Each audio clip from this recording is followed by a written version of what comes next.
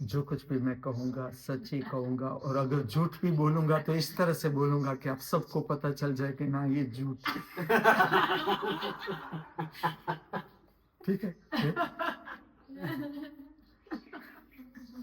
उनका वो भी सच हो जाएगा। हे ईश्वर, मेरे अभिमान और स्वाभिमान का समर्पण स्वीकार करें।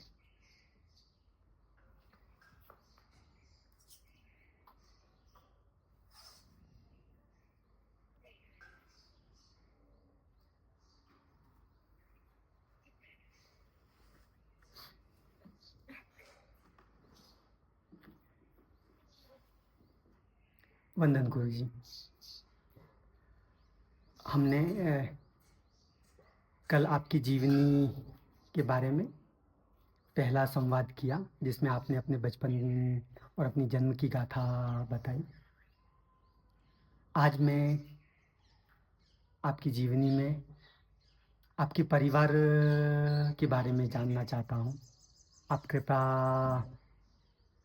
अपने माता पिता के बारे में और अपने भाई बहनों के बारे में मुझे बताएं। उनके साथ आपके रिश्ते कैसे रहे, उनका आपके जीवन में क्या योगदान रहा।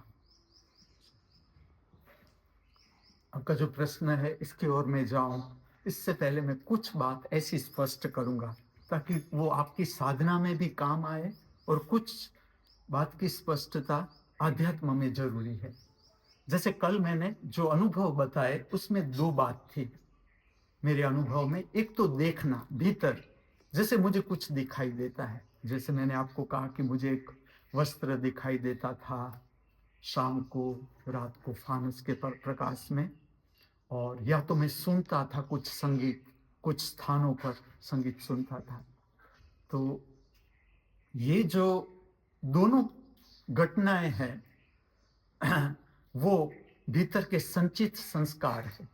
भीतर के हमारे जीवन की यात्रा में जो संचित भीतर संचय होता है जो संस्कारों का, और जब हम अपने में उतरते हैं, आंख बंद करते हैं और अपने अंतर जगत में उतरते हैं, तो ये सारी चीजें प्रकट होती है।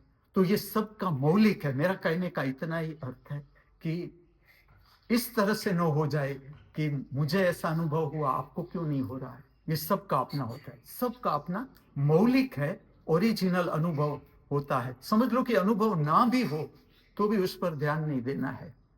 जैसे जैसे तुम बैठते हो फिर अपने आप जो आंतरिक शक्ति है वो प्रकट होती है, और ये रस प्रकट होने लगता है भीतर के जगत को जानने का। जिस तरह से हम बाहर का जगत जानते हैं, इसी तरह से हम भीतर के जगत को जानते हैं।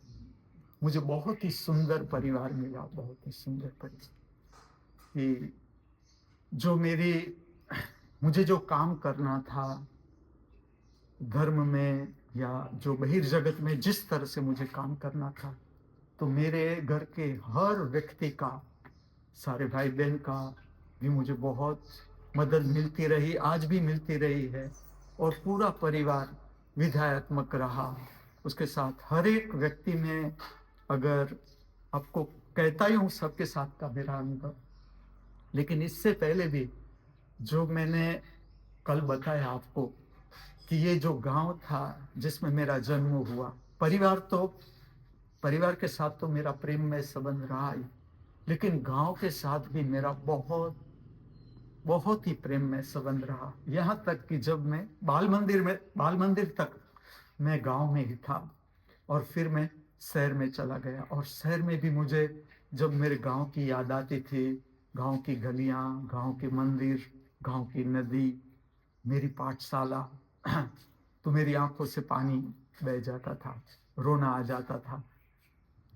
यहाँ पर एक बात मैं ऐसी कहूंगा कि जो पाठशाला थी जहां मैं पढ़ा, वो इतना सुंदर वातावरण, इतना सुंदर वातावरण कि यहाँ से जो कुछ भी मुझे मिला, जो जितना मैं शब्दों में कह सकता हूँ कि जब तक मैं मेरे गांव में रहा और जो कुछ मिला उसको मैं शब्दों में बयां कर सकता हूँ, तो इस तरह से मैं कहूँगा कि जो स्कूल में मैं जाता था उसके ट्रस्टी भी, उसमें भी मेरे पिताजी थी, और उसका दृष्टिकोण शिक्षण में भी इतना ही गहरा था कि बच्चे किस वातावरण में पढ़ने चाहिए, कैसा वातावरण होना चाहिए। गांव के सरपंच भी थे और स्कूल में भी वो रस लेते थे। तो मैं जहाँ क ख ग घ सीखा, तो वो ऐसा वातावरण था कि एक इमली का पेड़ था, बहुत ही बड़ा।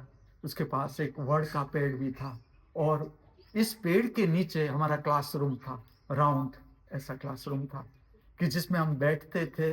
ऊपर पूरा वृक्ष दिखाई देता था, उसकी डालियों पर पंछी आते थे, उसका जो गीत है वो भी हमारे कानों पर पड़ता था और इस वातावरण में मैं पढ़ता था। और जो पाठशाला का समय था वो भी प्रातःकाल का था। मैं तुम्हें कहूँ तो मुझे कभी भी जो दोपहर की स्कूल थी, मैं गया, ऐसा नहीं कि मैं स्कूल में ना गया हूँ, कॉलेज ना गया हूँ, सब जगह गया, नौकरी में गया, लेकिन दोपहर का समय था जिस पे पढ़ना ये मुझे बहुत रुचिकर न रहा। जब सुबह का समय हो, जैसे 7 बजे की स्कूल हो, 7 से 12, इस तरह की स्कूल मुझे बहुत अच्छी लगती थी। और मैं जिस स्कूल में पढ़ा वो इसी तरह की स्कूल थी कि जिसमें सुबह में जाना है। और मैं तो खास करके ये जो वृक्ष पर पंछी आते थे, गाते थे, आज भी आप देखोगे तो मैं इसी तरह का वातावरण प्रकट करने को जा रहा हूँ कि पंछियों की आवाज़ भी हमारे कान पर पड़े, पूरे वृक्ष चारों ओर दिखाई दे। तो ये जो मैं कहूँ तो मेरा ये जो संबंध है वो जो बचपन की ये पाठशाला थी, वहाँ से मुझे ये प्राप्त हुआ और ये मुझे पीछा करता ही रहा, मेरा पीछा करता ही रहा। मैं जहाँ जाऊँ वहाँ देखूँ कि इसमें प्रकृति कितनी है। इसके बाद भी जो स्कूल मिली इसमें भी प्रकृति थी, लेकिन ये जो पाठशाला थी इसमें मुझे बहुत सुंदर अनुभव रहता था और मैं मेरे भीतर बहुत गहरे में संगीत था। तो जब मैं स्कूल जाता था और मुझे समय मिलता था, कोई मुझे डिस्टर्ब ना करे और मेरे मित्र मेरे पास ना आए, वो खेल रहे हैं और मुझे एकांत मिले, तो वहाँ भी मुझे बहुत सुंदर संगीत में मुझे सुनाई देता था। और अगर इसे दुनवई भाषा में मैं कहूँ, संगीत की जो परिभाषा है उसमें कहूँ, तो मुझे दुर्गा राग के स्वर सुनाई देते थे। इस गांव से मैं संगीत की भाषा में कहूँ तो 3 राग मुझे भेंट मिले भीतर से और मेरा बहुत लगाव था। एक था राग दुर्गा, और दुर्गा में हमारे घर में भी ऐसा था कि सरस्वती माता की प्रार्थना गाते थे। मेरी माँ का कंठ भी बहुत अच्छा था और पिता का कंठ भी बहुत अच्छा था। सारे भाई बहन सब कला रसिक थे क्योंकि मेरे माता पिता ही साहित्य संगीत कला के बहुत ही शौकीन थे। तो हमारे घर में संगीत का वातावरण रहता था। मेरी माँ जब भी मेरा ध्यान जाए वो कुछ ना कुछ गाती रहती थी, गुनगुनाती रहती थी। और संस्कृत प्रार्थनाएं हो, या ऐसा भी होता था कि मैं अभी बाल मंदिर में पढ़ रहा हूँ और वो 7th स्टैंडर्ड की कविता मुझे करवा देती थी। तो जब मैं 7th स्टैंडर्ड में आया तो मुझे कुछ लगे ही नहीं ये सारी कविताएं, क्योंकि मेरी माँ तो मैं जब छोटा था तब वो गाती थी, उसकी गोद में मैं सोया हुआ हूँ और वो गाती रहती है। इस तरह से हमारे घर का वातावरण था। और मैंने मेरे घर का वातावरण ऐसा देखा, जब औरों के घर मैंने देखे तो मुझे मेरे घर की कीमत बहुत होने लगी, क्योंकि हमारे घर का वातावरण बहुत हल्का फुल्का, बहुत ही हल्का फुल्का। वैसे मेरे पिताजी स्ट्रिक्ट थे कि जैसे शाम का वक्त हो और हमें घर पर आ जाना पड़ता था, यहाँ वहाँ नहीं चलता था, सब घर में आ जाते थे और घर में जो भी छोटा मोटा काम है वो करना पड़ता था। और सुबह में भी सूर्योदय से पहले सबको उठ जाना है। पूरे गांव में चर्चा होती थी हमारे कुटुंब की कि ऐसा कुटुंब, इतने सारे लड़के हैं फिर भी सब सूर्योदय से पहले उठ जाते थे। हमारा पूरा घर सफाई हो जाता था सूर्योदय से पहले, कोई पूजा प्रार्थना में लग जाता था। इस तरह से घर का वातावरण रहता था। और खास करके जो मैं कहता हूँ कि ये राग की मुझे भेंट मिली, दुर्गा राग, तो इस तरह की मैं प्रार्थना कहता हूँ आपको, इस तरह से प्रार्थना थी। सरस्वती माता नमी है, शरण तमारे रहीने बनी है। ये तो बाहर की बात है, लेकिन मैं इसी तरह के स्वर में मेरे भीतर इससे भी मधुर मीठा मुझे कुछ सुनाई देता था। जब मैं बड़ा हुआ और दुनवई संगीत को मैं समझने लगा, तब मुझे पता चला कि जो मुझे सुनाई देता था, ये शुद्ध सावेरी नाम का राग था।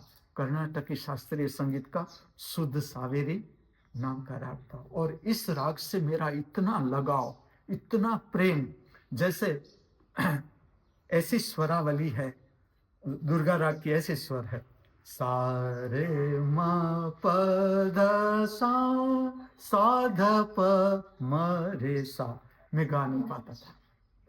मैं मात्र इतना गाऊं, सा रे म, मुझे रोना आ जाता था। इतना ये स्वर मुझे छूते थे। और ये खास अनुभव मुझे पाठशाला में होता था। अगर मैं ये मुझे और ऐसा समय मिल जाता था कि कोई मुझे डिस्टर्ब न करे, मैं एक पेड़ के नीचे बैठा हूं, क्योंकि हमारी जो पाठशाला थी वो चारों ओर वृक्ष ही वृक्ष थे, चारों ओर वृक्ष ही वृक्ष। तो मैं कोई भी एक वृक्ष के नीचे बैठ के खाली गुनगुनाता था। जैसा ही मैं गुनगुनाना शुरू करूं, मेरी आंखों से पानी आना शुरू होता था। इतना हृदय स्पर्शी राग था। ऐसे ही दो राग और मिले। एक था राग मालकोस। ये बचपन में मुझे बहुत प्रिय राग था मेरा। और मेरे पिताजी भी, जो मेरे बड़े भाई थे, उसको संगीत सिखाने के लिए संगीत शिक्षक रखे थे। तो मेरे कान पर जो प्रार्थना पड़ती थी, वो बहुत प्रख्यात रचना है, बेजू बावरा फिल्म की ये रचना है, आपने भी शायद सुनी होगी। मन तरपत हरि दर्शन को आज। ये मेरे कान पर पड़ता था। ये रचना जब ये लोग गाते थे, मैं उन लोगों के बीच नहीं बैठता था, मैं इन लोगों से दूर चला जाता था, अकेले में बैठ जाता था। और ये लोग जो गाते थे, संगीत शिक्षक आकर जो गाते थे, उसके आज जो स्वर पड़ता था, तो वो मुझे बहुत भीतर की गहराई में ले जाता था, बहुत अच्छा लगता था। और इस गांव से तीसरा राग मुझे भेंट मिला, वो था राग धानी। ये मेरा बहुत प्रिय राग, कि मैं जब गांव से दूर चला गया, मैं मात्र स्वर गाऊं, स्वर। जैसे मैं जामनगर आया, मैं वहाँ की स्कूल में फर्स्ट स्टैंडर्ड में मैं एडमिशन मैंने लिया। रिसेस है, और मेरा रिसेस में काम था, मैं कोई बच्चों के साथ वैसे खेलता नहीं था। अगर वो मुझे ले न जाए तो मैं नहीं जाता था, मैं अकेले में चला जाता था, वहाँ बैठा रहता था। और वहाँ पर ऐसी कोई भी रचना मैं गुनगुनाता था।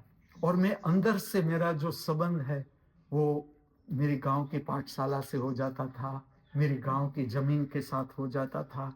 गांव की जो नदी थी, कच्छ में तो सूखी नदी रहती है, रेती होती है। और मेरा प्रिय शौक ये था, जब भी हम नदी में जाए, मैं लेट जाता था, नदी की रेत में लेट जाता था। और मेरे पिताजी माताजी पूरे हम सब बच्चों को लेकर जाते थे, नदी में भी जाते थे और छोड़ देते थे कि हम जिस तरह से खेलना चाहे। मेरे बड़े भाई भी सब ऐसे ही थे कि जिस तरह से हम खेलना चाहे खेलने देते थे।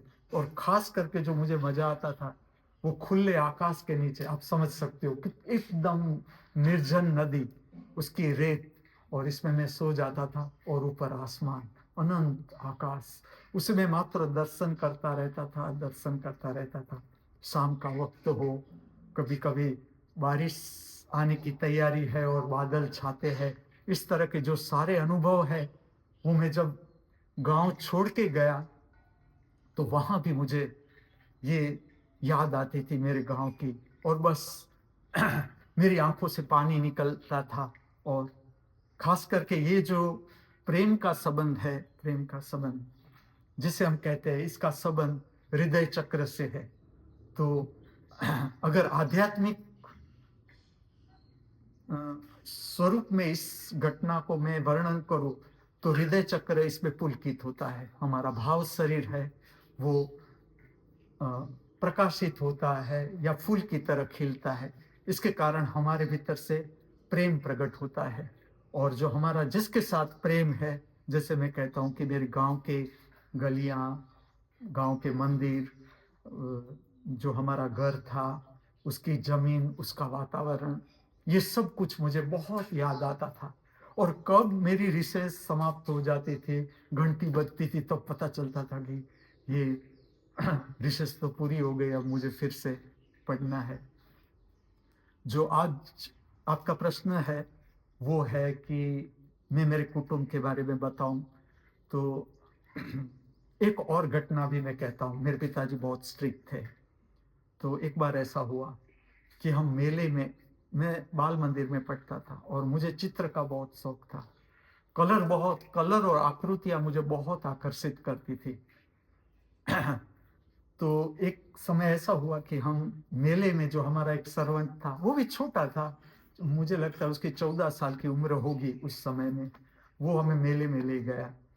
फिर वहां से उससे कहा तुम्हें क्या लेना है। मैंने कुछ और, मेरा ध्यान नहीं गया, लेकिन एक ताश था, ताश के जो बॉक्स था, तो उसमें बहुत, मैंने देखी कि इसमें बहुत सुंदर चित्र है, ऐसे रंग बेरंगी वो इसके डिजाइन थी, तो वो मुझे आकर्षित कर गया। तो मैंने वो जो ताश का बॉक्स था, मैंने कहा मुझे ये लेना है, उसने ले दिया। फिर मैं घर पर आया, घर में मैं देख रहा हूँ ताश, इसमें मेरे पिताजी आ गए और वो हमें खेलने नहीं देते थे इस तरह की खेल, इस तरह की, तो वो स्ट्रिक्ट थे। मैं ताश के पत्ते देख रहा हूँ, वो कहे तू ताश के पत्ते लेकर आया। उसने ऐसे ही मुझे थोड़ा ऐसे टच किया, तो मैंने रोना शुरू किया, तो उसने मुझे घर से बाहर निकाल दिया। घर से बाहर निकल जाओ तुम। तो मैं भी ऐसा है कि चलो मैं निकल जाता हूँ। तो मुझे उस समय बहुत रोष आया मेरे पिताजी की ओर, और अभी भी मुझे स्मरण है कि मुझे ऐसा लगा कि मैंने कभी इसका मुंह अब मैं देखूंगा ही नहीं इस तरह से। तो मैं, उससे मेरे हाथ में से ताश खींच लिए और मुझे कहा निकल जाओ घर में से बाहर, घर से बाहर। मैं चला गया घर से बाहर। पूरे जो गली है उसके सब लोग, गांव में तो शाम का समय था, तो सब जो घर होते हैं गांव की, अगर आपने गलियां देखी हो तो एक घर, उसके पास दूसरा तीसरा, सब बाहर बैठे हैं और मैं रोता रोता रोता जा रहा हूँ। जो गांव की धर्मशाला थी, दूर गांव का एंड था, वहां एक धर्मशाला थी, उसका एक पत्थर था, उस पर जाकर मैं बैठ गया। अब मुझे क्या हो रहा है, ये घटना में हुआ क्या कि मुझे संन्यास प्रकट हो गया मेरे भीतर से। मुझे कोई डर न लगा, कि मुझे अंदर से ऐसा है कि मुझे घर जाना ही नहीं है, अब मैं मंदिर पर चला जाऊंगा। और मंदिर जो था, मैंने कहा वहां लेपर्ड्स भी बहुत थे और डरते थे। गांव के लोग भी शाम के वक्त के बाद उधर जाते नहीं थे, लेकिन ऐसा कोई डर मेरे भीतर से नहीं आया। हाँ, एक ऐसा हुआ कि मुझे मेरी माँ की बहुत याद आई, कि नहीं मुझे मेरी माँ के पास जाना है, ऐसा। लेकिन भीतर से जो मुझे उस समय मेरे भीतर जो प्रकट हुआ, वो सन्यास प्रकट हुआ। सन्यास, मुझे सन्यासी दिखने लगे सब, केसरी वस्त्र वाले। और मुझे ऐसा हुआ कि नहीं, मैं भी इन लोगों के साथ चला जाऊंगा, अब मुझे घर पर नहीं जाना है। अब अभी मेरे भीतर ये चल रहा है, मैं ये देख रहा हूँ भीतर से, केसरी रंग के वस्त्र बहुत आते थे हमारे घर में, घर पर भी आते थे। और जो मंदिर पर आते थे सब सन्यासी, तो मेरे माता पिता बहुत धार्मिक वृत्ति के थे, तो हमारे घर से ही अनाज था जाता था उसके प्रसाद के लिए। तो मुझे वो सब दिखने लगा कि नहीं, मैं भी इन लोगों के साथ चला जाऊंगा। अब ये मेरे भीतर चल रहा है, सन्यास के साथ मेरा संबंध बन रहा है, या सन्यास मेरी आंखों के सामने खुल रहा है। उस वक्त जो जो हमारा सर्वेंट था, वो आया मुझे लेने के लिए। वो मुझे समझा रहा है कि नहीं, ऐसा नहीं करते पिताजी, तो मुझे भी मेरे पिताजी ऐसे डांटते ही है, स्ट्रिक्ट ही है। और तब तक तो मेरे भीतर से सब कुछ विलीन हो गया था कि लेकिन मुख्य जो घटना ये घटी, इसमें मेरे भीतर से उस दिन से मैं मेरी माँ को एक बात कहने लगा, कि मैं माँ को ऐसा कहने लगा कि 40 साल के बाद मैं घर में नहीं रहूंगा। तो उसे तो लगा कि ये छोटा है, इससे इसे क्या पता कि 40 साल के बाद वो कहाँ होगा। के वो कहता है हाँ ठीक है, ऐसी बात नहीं करते, क्या करेगा तू, ऐसा पूछते भी थे कि क्या करेगा तू सन्यास लेकर। मैं उतना ही कहता था कि मुझे इतना पता है कि मैं 40 साल के बाद घर में नहीं रहूंगा। तो ये घटना के कारण मेरा संबंध सन्यास से बन गया, अर्थात मेरे भीतर अब चलने लगा कि सन्यास होता क्या है। जो मेरे भीतर चला वो मैं आपसे कहता हूँ कि मेरे भीतर ऐसा लगने लगा कि ये क्यों केसरी कपड़े पहनते हैं, फिर क्यों मंदिर में रहते हैं ये लोग, ये क्यों घर नहीं जाते, अपनी माँ उन लोगों को याद नहीं आती होगी।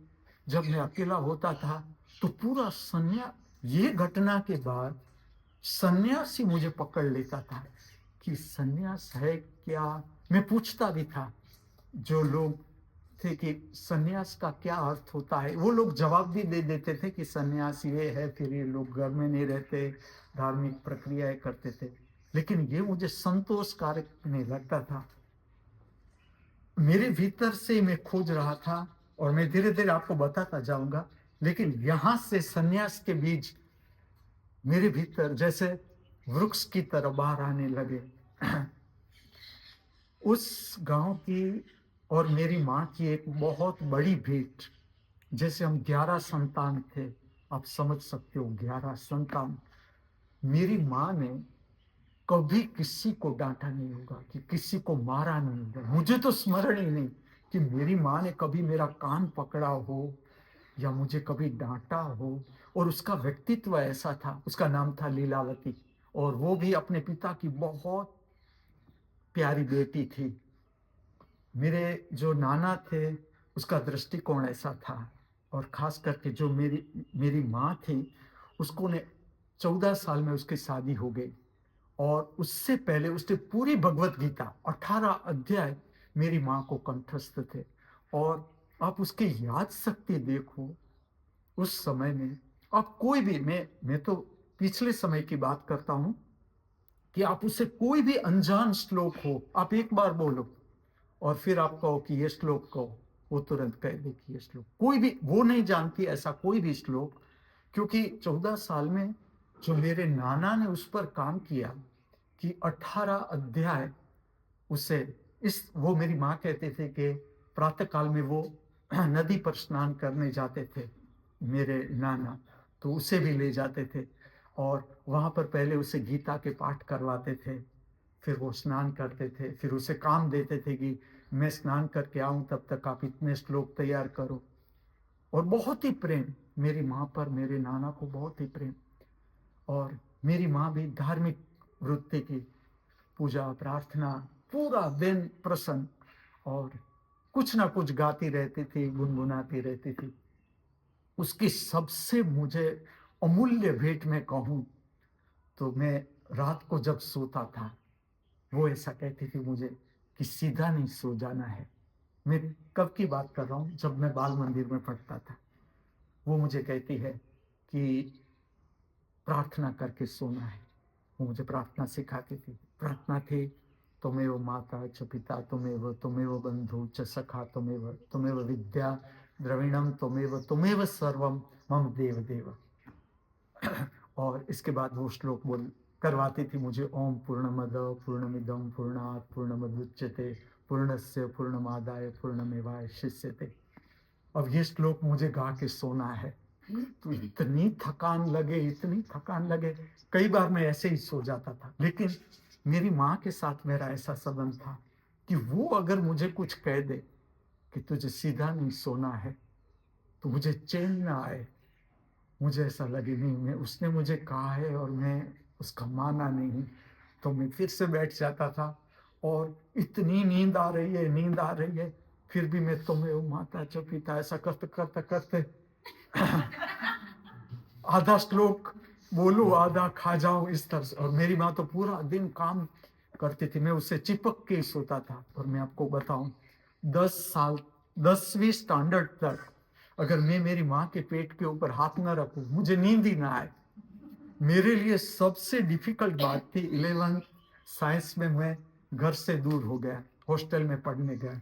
तो पहले तो मुझे नींद आई ही नहीं, क्योंकि मैं मेरी माँ के पेट के ऊपर हाथ रखूं और तभी मुझे संतोष लगे और तभी मुझे नींद आए।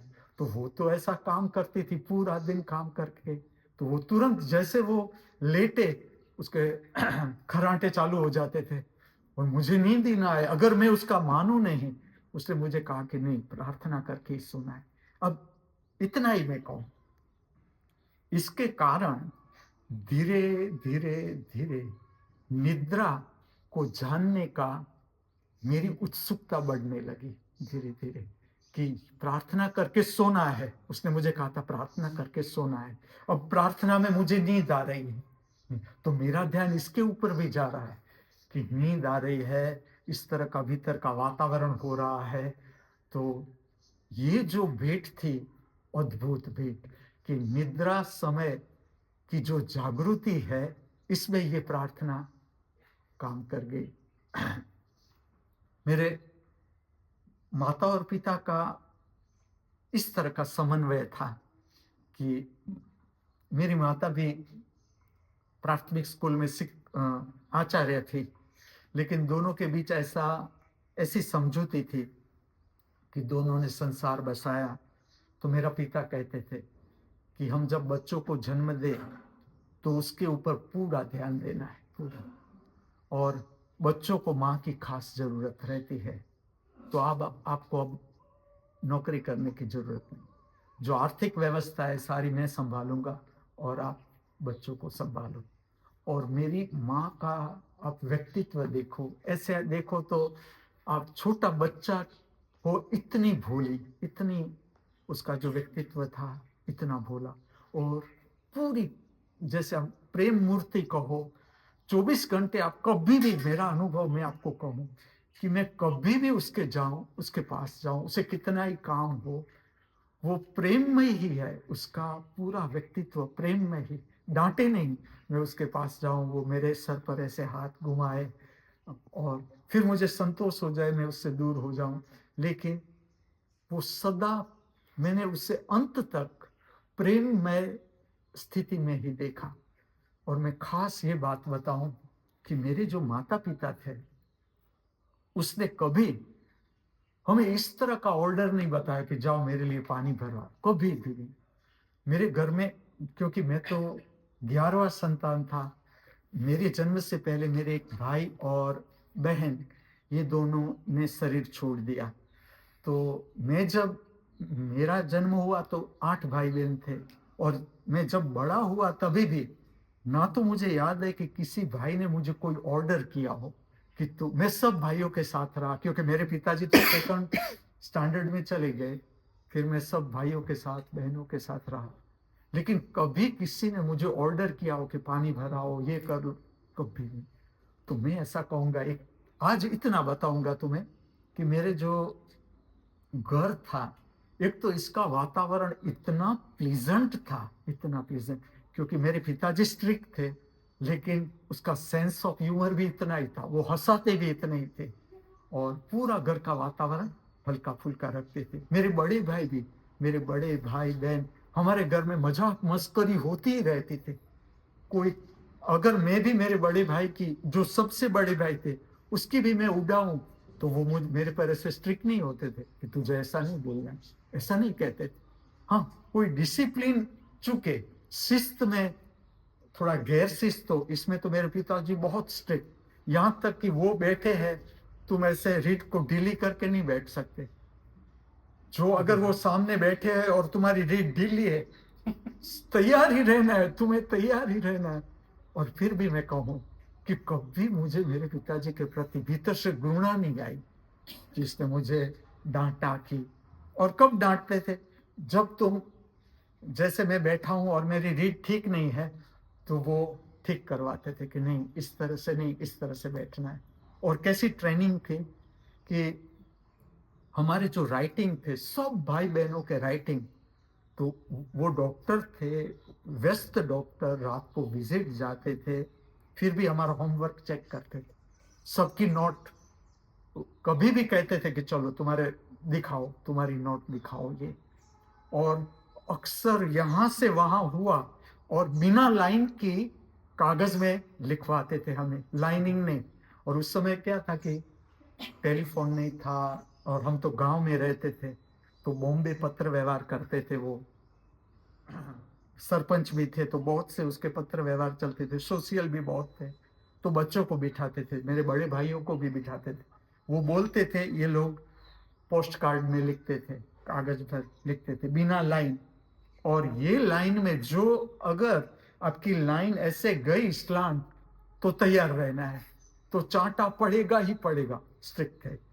लेकिन इसके कारण जो मैं जब तक पढ़ा, जब तक, जहाँ तक, यहाँ तक कि मैंने जब स्कूल में ट्यूशन करवाया, मैं ऑफिसर हुआ, तो मेरी हैंडराइटिंग का जब भी प्रशंसा होती थी कि आपके दोनों, मेरे राइटिंग गुजराती भी, हिंदी भी, इंग्लिश भी, तो मेरी राइटिंग की जब भी प्रशंसा होती थी, मुझे स्मरण आता था मेरे पिताजी का कि इसने कितनी सुंदर भेंट दी हमें। हम तो कुछ जानते नहीं थे कि ऐसे अक्षर होने चाहिए, इस तरह से लिखना है। लेकिन इसकी जो ये स्ट्रिक्टनेस थी, इसके कारण जैसे जैसे हम पढ़ते गए और फिर अ, हर स्कूल में प्रशंसा होती थी। जैसे मेरी नोट है, एक भी ऐसा क्लास नहीं होगा या स्कूल नहीं होगी जिसमें मेरी नोट या पेपर को उठा के सब बच्चों को दिखाते थे कि देखो ऐसे राइटिंग होने चाहिए। क्योंकि हमारे सब भाइयों के राइटिंग, अगर मैं आपको कहूँ कि सबकी नोट्स आप देखो, आप कहीं भी रफ वर्क की नोट है तो भी आपको ऐसा ही लगेगा कि ये फेयर वर्क है, कहीं कोई गड़बड़ आपको इसमें नहीं देखने को मिलेगी। तो आज मैं इतना ही बताता हूँ। इसका इतना ही कारण है कि अभी थोड़ा इतना स्टेमिना नहीं मेरा बोलने का, तो मैं धीरे-धीरे जो आपका प्रश्न है, उसे पूरा स्पष्ट करता जाऊँगा।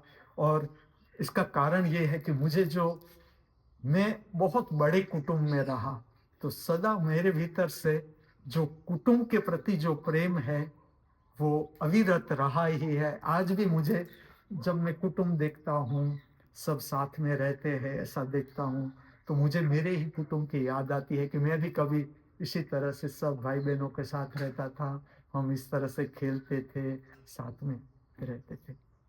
अंत में मैं स्मरण करवाऊँगा, आज का ये पवित्र स्वर्णिम दिन, परमात्मा की महामूल्य भेंट, इससे बड़ी भेंट कोई हो ही नहीं सकती। और वो भी बिना कहे, बिना मांगे, बेशर्त फिर से हमारे हाथों में। आज तक जो भूल हम करते आए हैं या हमसे हो जाती है या हो गई है, उसको सुधारने का, संवारने का फिर से एक स्वर्णिम अवसर हमारे हाथों में, जो अब हमें खोना नहीं है।